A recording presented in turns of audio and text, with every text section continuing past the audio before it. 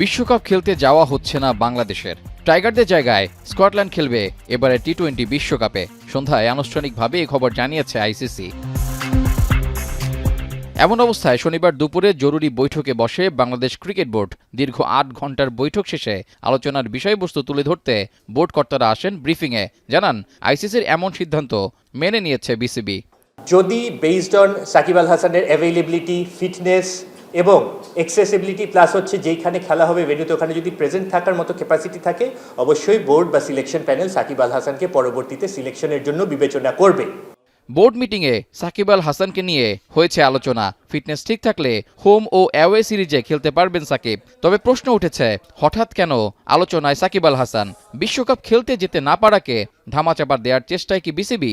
এমন প্রশ্নের সদুত্তর দিতে পারেননি বোর্ড কর্তারা। সাকিব আল হাসান যদি খেলে, আমাদের বোর্ড ফিটনেস বা সিলেক্ট যে সমস্ত আনুষ্ঠানিক ব্যাপারগুলো থাকে সেগুলো সাকিব কতটুকু ফিট বা তার ট্রেনিং বা তার স্কিল বা সিলেকশন কমিটিতে আসবে কিনা একটা ইস্যু।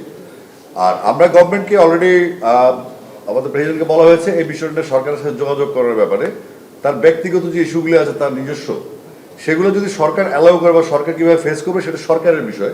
টি-20 বিশ্বকাপ না খেলতে পারায় ক্রিকেটের কতটা লাভ কিংবা ক্ষতি হলো সেটা আপাতত হিসাব করা হচ্ছে না। তবে দেশের স্বার্থে এবং সরকারের সিদ্ধান্তেই মেনে নিতে হয়েছে বিসিবিকে। বিশ্বকাপে ভারতে খেলা আমাদের জন্য সেফ না। রেজাউল করিম, এখন, ঢাকা।